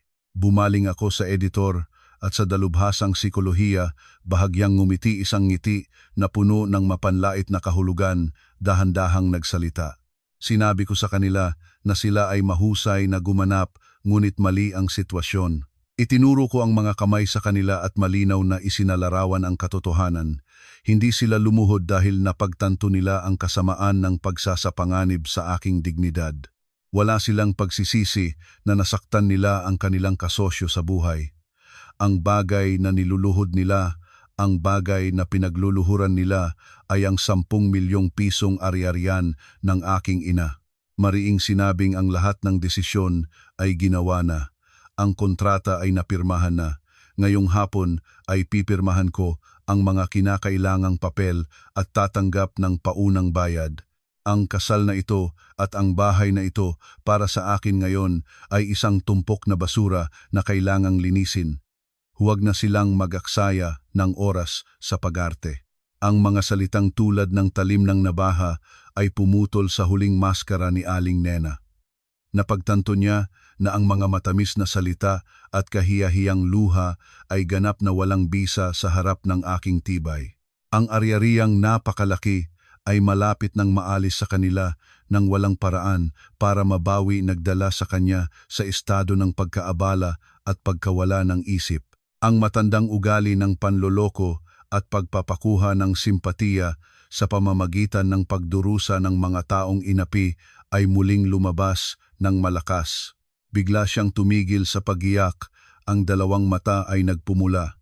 Lumundag siya patungo sa kahoy na estante sa sulok ng sala, naroroon ang isang lumang silangang porselana, isang napakamahal na dekorasyon na inabot ko sa isang auction mula sa ibang bansa. Niyakap ni Aling Nena ang malaking porselana gamit ang dalawang kamay at pinilit itong angatin. Ang kanyang mukha ay lumimot at nagbago puno ng galit. Itinanghal niya ang porselana sa antas ng dibdib, bumaling sa akin at sa mga kamera at nagsimulang sumigaw ng mataas at maingay. Nagbanta siyang kung ibebenta ko ang bahay na ito, kung papalabasin ko sila, wawasakin niya ang porselana at pagkatapos ay kakagatin ang dila niya at mamamatay sa gitna ng sala. Tinawag niyang pagpatay sa biyena ng aking aksyon. Sinabi niyang tatanggap akong pinarusahan ng lahat at ng batas. Nanumpa siyang gagawin niya ang bahay na ito na lugar ng pagkabigo at kahirap-hirap na kahit ibenta ko ito ay walang gustong bilhin. Nagulat si Andres at sumigaw sa takot, tumakbo para agawin ang porselana, ngunit itinulak ni Aling Nena siya palayo. Si Ginoong Restituto naman ay namutla paulit-ulit na humampas ng tungkod sa sahig, na nagmamakaawa sa kanyang kapatid-asawa na magpahinahon at huwag gumawa ng kahiyaang bagay. Ngunit ganap na nawalan ng kontrol si Aling Nena. Naniniwala siyang ang pekeng pagbabanta sa kanyang buhay ay ang panghuling pera, ang pinakamabisang sandata ng pangingikil na psikolohikal para pilitin akong lumaban, isang mataas na edukadong babaeng tulad ko. Mahinahon akong nakaupo sa upuan, kahit kaunti ay hindi gumalaw. Wala akong ipinakitang anumang takot o pagkaabala. Ang aking katahimikan ay lalo pang nagpagalit kay Aling Nena. Dahan-dahang iniabot ko ang kamay sa mesa, kinuha ang aking telepono, binuksan ang video recording mode. Itinanghal ko ang telepono ng diretso patungo kay Aling Nena na hawak ang porselana. Sa malamig, matatag at mariing boses pinaalalahan ko si Aling Nena, "Nanay, tingnan ninyo ng mabuti." Ang 3 kamera ng programa ay patuloy na nag-record. Itinuro ko ang mga kamera na kumikislap ng pulang ilaw. Sinabi ko sa kanya na ang lahat ng kilos ng pagbabanta, pagsira ng ari-arian at paggamit ng salita para sa psikolohikal na presyon ay nire-record bilang ebidensiya. Binigyang diin ko na ang porselana na hawak niya ay nagkakahalaga ng higit sa 300,000 piso. Kung sadya niya itong sirain, ang abogado ko na nakaupo sa tabi nito ay agad natatawag sa pulisya para gumawa ng ulat at hihilingin sa kanya ang kabayaran. Kung patuloy niyang binalaan ang pagsaksak sa sarili para pilitin ako, tatawag ako ng ambulansiya at magbibigay alam sa kanyang pamilya, dahil hindi ko tinatanggap ang paggamit ng kaligtasan ng tao bilang instrumento ng pangingikil. Ang mga banta na ito na tama ang pinuntahan kaagad na nag-epekto, na natiling walang galaw si Aling Nena, parang hinipa ng hangin ang mga kamay na humahawak sa porselana ay nagsimulang manginig. Ang malupit na mukha kanina ay dahan-dahang naging maputi at inilabas ang malamig na pawis. Nagpailaw-liwanag ang mga mata niya sa pagitan ko kay Jasmine at sa mga itim na walang kaluluwang ulo ng kamera na diretso ang tingin sa kanya. Ang kalooban ng paglaban sa kanya ay ganap na nadurog. Dahan-dahan niyang ibinaba ang mga kamay, maingat na ibinalik ang porselana sa estante at umatras ng isang hakbang. Ang buong katawan ay nangawid tulad ng katawan na walang kaluluwa. Ang palabas ng pangingikil sa pamamagitan ng buhay ay kabiguan at kahiyahiya. Ang labanan ng psikolohiya ay natukoy na. Ang mga nagbalak na magnakaw ng ari-arian gamit ang maskara ng pamilyang moral ay nailantad at ganap na natalo. Tumayo ako mula sa upuan, inaayos ang blazer. Ang kapaligiran sa sala ay wala ng pag-aagamagam, mayroon lamang kahiyahiyang 3 tao na nakatayo sa sulok. Dahan-dahang lumakad patungo sa harap ni Ginoong Restituto. Ang makapangyarihang pinuno ng angkan ay nawala na ang dating hitsura. Nakatayo siya sa tabi ng tungkod, ang mga mata ay hindi makatingin sa akin ng diretsyo. Tumingin akong diretsyo sa kanyang mga mata at nagsalita ng napakaseryoso at malinaw. Sinabi ko sa kanya na palagi akong iginagalang ang mga matatanda, iginagalang ang pinagmulan. Ngunit ang paggalang na iyon ay kailangang itayo sa pundasyon ng pagmamahal at katarungan, hindi sa pagpipilit at pagsasamantala. Malinaw kong sinabing ang mga lipas na kaugalian, ang pag-iisip na mas mataas ang lalaki kaysa babae, na itinuturing ang asawa bilang alipin, ay ganap na walang bisa para sa isang edukado at malayaang babaeng tulad ko. Ang tunay na karangalan ng isang pamilya ay wala sa pagpipilitan sa isang babae na lumuhod at maglinis ng bahay, wala sa pagbabanta at pamimili para makuha ang ari-arian. Ang tunay na karangalan ay nasa tapat na pagkabuhay sa pagiging mabuting tao. Ang gapos ng dominasyon na sinubukan nilang ilagay sa aking leeg, ngayon ay opisyal kong binasag ito ng piraso-piraso. Pagkatapos ng pakikipag-usap kay Ginoong Restituto, bumaling ako kay Andres at Aling Nena. Ang dalawang ito ngayon ay parang dalawang kriminal na naghihintay ng hatol, mariing at walang pag-aalangang idineklara ko. Ang kasal na ito ay opisyal na, natapos sa mismong sandaling ito. Ipinagbabawal ko silang makipag-ugnayan sa akin sa anumang paraan mula ngayon. Kung may kinakailangang pag-usapan, ang lahat ay sa pamamagitan ni Jasmine bilang abogado sa pamamagitan ng nakasulat na komunikasyon. Ngayong hapon ay pipirmahan ko ang mga papel ng paunang bayad ayon sa legal na payo. Ang lahat ng personal na gamit ni Andres ay ipatatago at ilalagay sa labas ng compound na may listahan ng mga nilalaman. Kung magtatangka pa silang gumawa ng anumang kaguluhan o pagbabanta, lahat ng ebidensiya ngayon ay ipapadala sa pulisya at korte ayon sa tamang proseso. Bumaling akong yumukod at nagpasalamat kay Ate Claire, kay Jasmine at sa buong crew ng programa para sa pagod na suporta. Hiniling ko sa lahat na alisin na ang gamit at tapusin ang session ng pag-record. Ang damdamin ko ngayon ay napakaliwanag. Isang napakalaking pasanin ang naalis sa aking balikat pagkatapos ng mahabang panahon.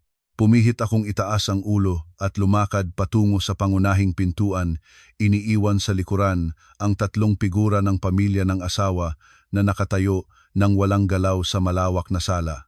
Ang tunog ng aking mga takong sa hardwood floor ay nagpadala ng matatag at maliwanag na tunog, parang himno ng tagumpay ng isang babaeng personal na nakuha ang kanyang kalayaan at dignidad para sa kanyang sariling buhay. Ang pintuan ng villa ay nagbukas, tinanggap ang maliwanag na araw ng tanghaling iyon. Lumabas ako at huminga ng malalim. Ang langit ngayon ay mataas at walang hanggang asul. Alam ko na ang isang bagong kinabukasan, isang bagong buhay ay opisyal na nagsisimula sa araw na ito. Ang bagyo mula sa pamilya ni Andres ay tiyak na darating pa, ngunit itinaas ko na ang aking kalasag, handa na para ipaglaban at durugin ang lahat ng mga base at hamak na paraan nila. Ang buhay na ito ay sa akin, pinapamahalaan ko ito. Lumakad ako ng mabilis palabas mula sa ornamentadong pintuan ng kahoy ng villa, iniiwan sa likuran ang malawak na sala na dating ipinagmamalaki ko. Ang pabango ng mga bulaklak sa hardin ay dumating, nagbibigay ng isang kakaibang dalisay na pakiramdam. Kakatayo ko lamang na abutin ang pinto ng sasakyan nang marinig ko ang mabibigat na yapak na tumatakbo mula sa likuran. Si Andres ay lumabas sa bahay na parang nagabutan. Huminahon siya pagkatapos ko, ang mukha ay basang-basa sa pawis, ang mga mata ay pula sa pagkaabala, iniwala ang lahat ng pagmamalaki ng dominanteng asawa. Iniabot niya ang dalawang kamay para hawakan ang aking balikat. Mabilis kong naghanda, umatras ng isang mahabang hakbang, malamig na tinaboy ang kanyang kamay. Ang aking tingin ay matalas puno ng ganap na paghamak. Natakot si Andres, hindi na sumusulong, na natiling nanginginig sa tabi ng pinto ng sasakyan. Nagsimula siyang gumamit ng malungkot na tono, nakikiano sa akin na isaalang-alang. Maraming taon na kaming magkasama, isang araw ng kapalaran ay sapat na para sa pagpapatawad. Nakiusap niya sa akin na huwag ipagpaliban ang kanya, nang lagi ibenta ang bahay, palakasin ang kanyang asawa sa daan. Nangako siyang mula ngayon ay magbabago, personal niyang iuuwi ang nanay sa lalawigan, hindi na niya papayagan ang nanay na makialam sa aming buhay. Nangako siyang magiging isang mabuting asawa, araw-araw na magluluto at mag-aalaga sa akin, basta huwag lang ibenta ang bahay at manatili sa amin ang pamumuhay. Nakatayo akong may nakalapat na mga bisig, mahinahon na tinitingnan ang hamak na lalaki sa harap ko. Diretso kong sinabi sa mukha ni Andres na huwag na niyang gamitin ang salitang pag-ibig bilang kalasag para sa kanyang walang hanggang pagkamakasarili. Malinaw ko itong ipinaliwanag sa kanya. Ang kanyang katangahan at kahinaan ang personal na pumatay sa kasal na ito mula ng araw na sumama siya sa kanyang nanay para pilitin akong lumuhod at maglinis. Binigyang diin ko na hindi niya kailanman minahal ako. Ang minahal niya ay ang titulong mag-asawang tagalungsod, ang 10 milyong pisong ari-arian na tinipon ng aking ina sa buong buhay niya para sa kanyang anak na babae. Mariing sinabi ko, mula ngayon, magkahiwalay na ang ating landas. Ang papel ng diborsyo ay nasa abogado, na hintayin mo na lamang ang abiso ng korte ayon sa schedule ng resolusyon. Pagkasabi, binuksan ko ang pinto ng sasakyan, umakyat ako at mariing sinara ang pinto. Sinindigan ang makina, pinasok ang isang bilis at tinahak ang landas. Ang sasakyan ay dahan-dahang lumayo, iniwan si Andres na nakatayo ng walang galaw sa gitna ng patsyo ng bahay. Ang hitsura ay kawawa at hamak, tulad ng isang taong kailanman nawalan ng buong langit. Eksaktong 2:00 ng hapon, nasa isang malaking opisina ng notaryo na matatagpuan sa pangunahing abinida ng lungsod. Si Harold at ang maimpluwensyang mamimili ay nag-aabay sa VIP reception room. Ang mamimili ay isang binatang gulang na lalaki, payapa ang kilos at lubhang mapagpasya sa trabaho. Inihanda ni Harold ang lahat ng papel mula sa kontrata ng paunang bayad hanggang sa kontrata ng paglipat ng karapatang-ari at lahat ng mga asset.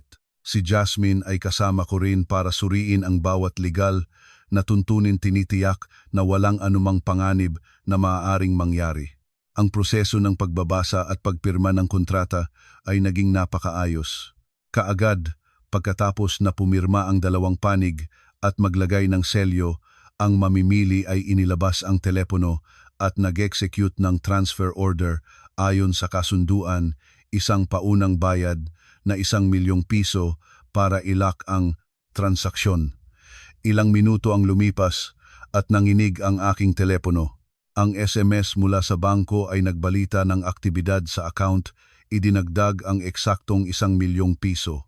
Binigyang diin ulit ni Jasmine ang mga malinaw na marka, ang natitirang halaga ay ibibigay kapag naisumite ang dokumentasyon para sa paglipat ng titulo at may tinanggap na resibo ng resulta.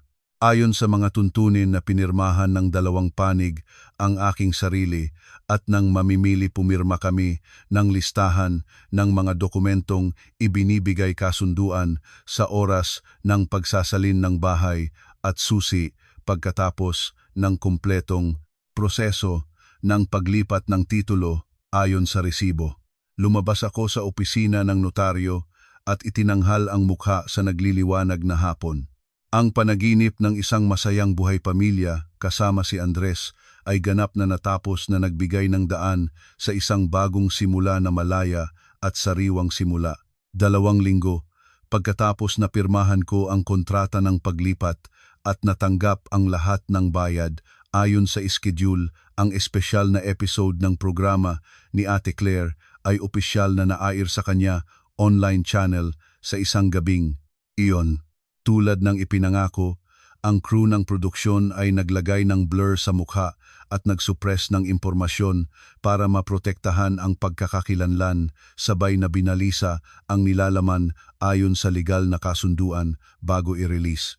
Ang audio recording ng pagpipilitan ng biyenan sa manugang na lumuhod ang saloobin ng pag-uudyok ng asawa para sumang-ayon sa nanay, hanggang sa eksena ng pagbabanta ng pagsira sa ari-arian para sa pamimilit, lahat ay nailantad ng malinaw sa ilalim ng propesyonal na anggulo ng kamera. Kaagad pagkatapos ng palabas, sumabog ang alon ng galit sa lahat ng social media platform. Ang mga netizen ay nagkakaisa sa pagtatanggol sa manugang, mariing pinupuna ang marahas na ugali ng dominasyon, ang kasakiman at pagpapaimbabaw ng pamilya ng asawa. Libu-libong komento ang nagpapahayag ng galit sa lipas na pag-iisip na mas mataas ang lalaki kaysa babae, sabay na nagpapakita ng paghanga sa matalinong pag-uugali, tapang at katiyakan ng babae na nangahas tumayo para protektahan ang kanyang ari-arian at karangalan. Kahit nakablur ang mukha, ngunit ang mga kakilala, kasamahan at kapitbahay ay halatang nalaman kung sino ang pangunahing tauhang babae sa kwento. Nakatanggap ako ng napakaraming mensahe ng pagpapalakas ng loob at pagbabahagi mula sa mga kaibigan. Ang pakiramdam ng pagiging pinabayaran ng katarungan, ang pagtanggap ng pag-unawa ng lipunan ay unti-unting nagpapagaling ng mga sugat sa aking puso. Sa gitna ng unti-unting pagbabalik ng aking buhay sa normal na takbo, isang Sabado ng umaga, biglaan akong nakatanggap ng tawag mula sa hindi kilalang numero. Sinagot ko ito. Sa kabila ng linya ay mariing narinig ang isang pagiyak maingay at kalabog loob. Ito ay ang boses ni Miguel, kapatid ni Andres. Umiyak ng malakas si Miguel. Tinawag akong ate sa isang lubhang mapanaghiyang paraan. Malamig ko siyang hiningan na magpahinahon, kung may sinabi ay sabihin ng malinaw. Nagsimulang magkuwento si Miguel ng dramatikong tono. Sinabi niyang kagabi ay uminom ng alak si Andres para malimutan ang hirap mula sa pagbagsak ng pamilya. Dahil hindi niya makontrol ang sarili, ay nauwi sa pagtatalo sa isang grupo ng mga kabataan sa isang bar sa lungsod. Nagimbento si Miguel ng napakadramatikong kwento. Sinabi niyang ginamit ni Andres ang basag na bote ng beer para hampasin ang ulo ng isang tao at ang biktima ay naospital na may malubhang depekto sa utak. Ang pulisya ay hinaresto si Andres agad ng gabing iyon dahil sa intensyonal na pagpinsala na may malubhang resulta. Umiyak si Miguel sa telepono na nakiusap sa akin na iligtas ang kanyang kapatid. Sinabi niya na ang pamilya ng biktima ay hinihingi ang 200,000 piso para sa gastos sa operasyon at kung matatanggap ang pera ay magbibigay sila ng affidavit ng desistimiento kung hindi ay ipapahinto nila ang kaso at tiyak na mapuputahan ng bilangguan si Andres. Si Miguel ay nakikiusap sa akin na dahil sa dati naming pagsasama, dahil si Andres ay dating asawa ko, maglabas daw ako ng kaunting pera mula sa 10 milyong piso ng pagbebenta ng bahay para iligtas si Andres. Nangako siyang ang buong pamilya ay magpapasalamat sa akin magpakailanman. Pagkarinig ng nakakatakot na kwentong iyon, hindi ako nagmadaling tumugon. Hiniling lang kay Miguel ang address ng istasyon ng pulisya kung saan nakatatago si Andres at pagkatapos ay ibinaba ang tawag. Hindi ako isang babaeng madaling mamanipula ng luha o ng malungkot na mga salita. Ang pamumuhay kasama si Andres at ang pagsaksi sa mga paraan ng kanyang pamilya ay nagturo sa akin na palaging panatilihing malamig ang ulo sa harap ng anumang sitwasyon. Kaagad pagkatapos ng tawag ni Miguel, tinawagan ko si Jasmine. Buo kong ibinalita ang kwento na kakaimbento lamang ni Miguel. Sa kabila ng linya, malakas na tumawa si Jasmine. Ang aking abogadang kaibigan ay ilang segundo lamang ang kailangan para malanghap ang malakas na amoy ng panloloko sa kwento ng kapatid ng asawa. Ipinaliwanag ni Jasmine na kung talagang may pagtatalo na nagresulta sa malubhang depekto sa utak, ang investigasyon ay magiging napakamasalimuot, kailangan ng forensic examination ng pinsala at imposible na basta bayad ng pera ay matapos agad ang kaso. Ipinagpalagay ni Jasmine na ito ay isang clumsy na palabas na itinayo ng mga kapatid ni Andres para manggikil sa akin ng isang huling pagkakataon bago matapos ang lahat. Para ilantad ang pakana si Jasmine ay dumating at pinili niya akong ihatid. Magkasamang pumunta kami ng diretsyo sa istasyon ng pulisya ayon sa address na ipinadala ni Miguel. Pagdating doon, ginamit ni Jasmine ang kanyang titulo bilang legal na kinatawan ko para makipag-usap sa opisyal sa duty. Malinaw naming ipinaliwanag na may iniulat na si Andres ay nakakulong sa lugar na iyon dahil sa intensyonal na pagpinsala at humingi ng pahintulot para i-verify ang impormasyon. Binuksan ng pulis ang logbook at sinuri ang sistema pagkatapos ay tumingin sa amin ng may gulat. Nagkumpirma ang opisyal na walang kaso ng malubhang depekto sa utak na may kaugnayan sa isang taong nagngangalang Andres kagabi. Ngunit ang katotohanan ay nagsimulang mabuksan nang sinuri ng opisyal ang logbook ng paglabag sa administratibong regulasyon. Totoong kagabi si Andres ay dinala sa istasyon, ngunit ang dahilan ay ganap na naiiba sa inilarawan ni Miguel. Si Andres ay naginom ng lasing nag-aawa-eway at nagtulak sa isang lalaki sa katabi niyang mesa, kaya naman ang lalaki ay nagkagaras-gras sa siku. Ang dalawang panig ay inimbitahan sa istasyon. Matapos na magpakalma si Andres ay nagkasunduan silang dalawa. Si Andres ay pinagbayad ng multa na 3,000 piso para sa paggulo ng pampublikong kaayusan. Nagbayad si Andres ng agad at pinayagang umuwi simula madaling araw. Hawak ang kopya ng dokumentasyon ng impormasyon mula sa istasyon. Naramdaman ko ang isang malamig na agos na dumaan sa aking gulugod dahil sa napakaraming kasamaan ng pamilya ng asawa. Hindi sila tumitigil sa kahit anong panlinlang na paraan, kasama pa ang paggamit ng bilangguan at kamatayan bilang instrumento ng panloloko para lang makuha ang 200,000 piso mula sa akin. Ang pagmamahal sa pamilya, ang moralidad bilang tao para sa kanila ay hindi kailanman mahalaga kaysa sa salapi. Bumaling ako kay Jasmine, ang aming mga tingin ay nagtatagpo tahimik na nagkakaisa sa isang desisyon. Oras na para lubusang alisin ang masamang ugat na ito para matiyak na matutunan ni Andres ang isang mahalagang aralin para bayaran ang kanyang kasinungalingang ugali. Sabay kaming umakyat sa sasakyan at hiniling sa driver na ihatid kami ng diretso sa gusaling opisina sa isang pangunahing kalsada ng lungsod kung saan nagtatrabaho si Andres bilang team leader sa negosyo. 12 na ng tanghali. Ang lobby ng gusaling iyon ay napakaraming tao. Ang mga empleyado ng opisina mula sa iba't ibang palapag ay pababa sa lobby para lumabas at kumain ng tanghalian o bumili ng kape. Si Andres ay nakatayo na nakangiti at masayang nakikipag-usap sa ilang lalaking katrabaho sa malapit sa reception desk. Sa pagkakita sa akin na pumasok sa revolving glass door, biglang nagbago ang ekspresyon ni Andres. Akala niya ay nahulog na ako sa bitag, agad na nagpapakita ng malungkot na mukha at lumakad para salubungin ako.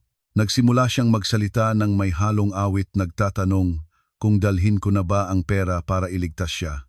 Ngunit bago pa man niya mabuksan ang bibig, agad ko siyang binomba ng kopya ng dokumentasyon ng multa na 3,000 piso sa ibabaw ng glass counter ng reception desk. Ang tunog ng papel na nahulog sa ibabaw ng salamin ay umaalingaw-ngaw sa buong espasyo, nakakuha ng atensyon ng maraming pares ng mata sa paligid. Nanatiling tuwid ang aking likod at malakas na nagsalita, malinaw ang bawat salita para marinig ng lahat ng nasa lobby. Direkta kong tinanong si Andres tungkol sa kasuklam-suklam na palabas na itinayo niya at ng kanyang kapatid. Isa-isang ibinalita ko ang tawag ni Miguel, ang pagbabalita na may malubhang depekto sa utak, ang pagkuha ng 200,000 piso. Itinuro ko ang kopya ng dokumentasyon ng multa at inilantad ang katotohanan. Siya ay pinarusahan lamang ng 3,000 piso dahil sa paggulo sa pampublikong lugar. Mariing idineklara ko na ang paglikha ng peking kwento at pakikiisa sa pamilya para makuha ang ari-arian ay isang krimen na lumalabag sa Revised Penal Code sa pagkasangkot ng pandaraya at pangingikil. Bumaling ako kay Jasmine at sinabi na kung hindi agad ayusin ni Andres ang isyu ng diborsyo, agad akong tatawag ng pulis na darating sa kanyang kumpanya. Talas. Ang aking mga salitang matalas tulad ng patalim ay umaalingaw-ngaw sa buong malawak na lobby. Ang mga katrabaho sa paligid ay nagsimulang magbulong-bulungan. Ang mga tao na kaninang nakikipagtawanan kay Andres ay umatras ng ilang hakbang, tinitingnan siya ng may paghamak at pagkamuhi. Isang middle manager na handa sa pagkondena ng sariling asawa para makuha ang pera nito, iyon ay isang hindi mabubura na mantsa sa isang intelektual na opisina. Ang peke-pekengang kayabangan ni Andres ay ganap na bumagsak sa ilalim ng presyon ng 10 pares ng mga mata na nakatingin sa kanya. Alam niyang nahuli siya nang walang ebidensiya na pwedeng depensahan siya. Ang takot na mawala ang trabaho, ang takot na mahuli sa krimen ng panloloko ay nagalis sa kanya ng lahat ng katinuan. Sa harap ng napakaraming katrabaho, lumagpak si Andres sa malamig na marmol na sahig ng lobby, ang 2 kamay ay hawak, ang mukha umiyak ng malakas. Paulit-ulit siyang nagsalita ng walang malinaw na salita, nakikiusap sa akin na huwag siyang ideportahan sa pulisya, hinihiling na huwag palawakin ang sitwasyon, na huwag siyang gisingin sa trabaho. Mahinahon akong inilabas mula sa bag ko ang kasunduan sa diborsyo na maingat na inihanda ni Jasmine, kumpleto na ang aking pirma. Itinapon ko ang papel at ballpen sa harap ni Andres, malamig na iniutos sa kanya na pirmahan agad para matapos na ang lahat. Ang kamay ni Andres ay nanginig habang hinawakan ang ballpen, gumuhit ng mga nagugulong salita sa papel opisyal na tinatapos ang sarili niyang nagawa ng kasal na puno ng kasakiman. Lahat ng legal na proseso sa korte ay nagpatuloy ayon sa itinakdang schedule dahil magkasabay na nagdesisyon at walang pagtatalo sa ari-ariang magkasamang pag-aari. Ilang linggo pagkatapos, hawak ko na sa kamay ang desisyon ng korte na kumukukilala sa kasunduan sa diborsyo, parang isang anting-anting na nagpapalaya sa akin mula sa lahat ng gapos. Ang mga araw pagkatapos noon ay serye ng pagdusa para sa mga nagtanim ng bagyo. Ang kaguluhan sa lobby ng kumpanya ay kumalat ng napakabilis. Ang kumpanya ni Andres ay hindi makapag-ignore dahil ang pangyayari ay nakakaapekto sa imahe ng negosyo sa harap ng mga partner. Nagsimula silang mag-imbestiga at pagkatapos ng internal na disiplinaryong pagdinig si Andres ay tinerminate ang kontrata ayon sa alituntunin ng kumpanya.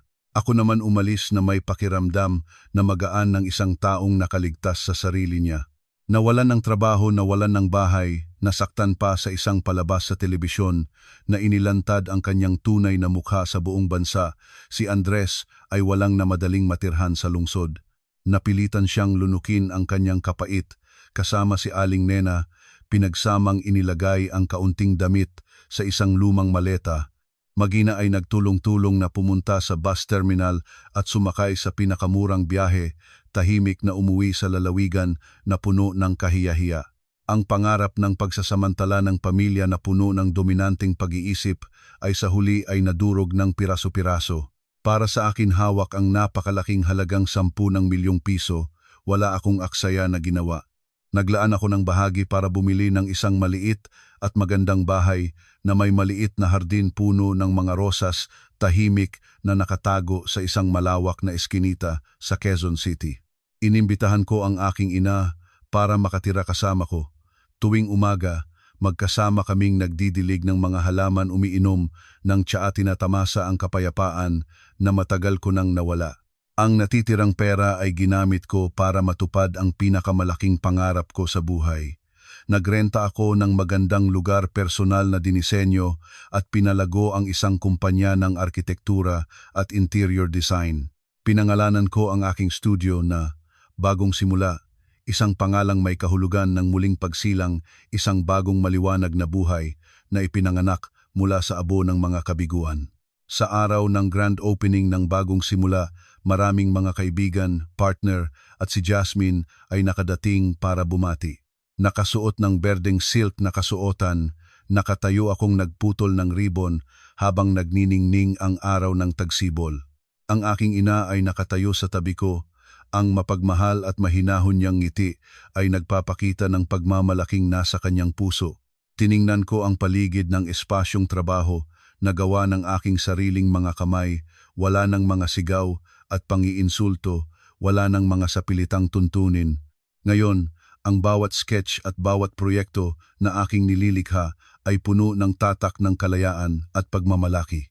Ang buhay ng isang babae ay hindi nakasalalay sa pagkuha ng mayamang asawa o sa angkop na pamilya. Nakasalalay ito sa pananatili ng matatag na pagkakakilanlan sa sarili, sa pangangahas na hawakan ang sariling buhay kung ano ang gusto at sa tapang na ibigay sa sarili ang karapatang mabuhay ng may dignidad.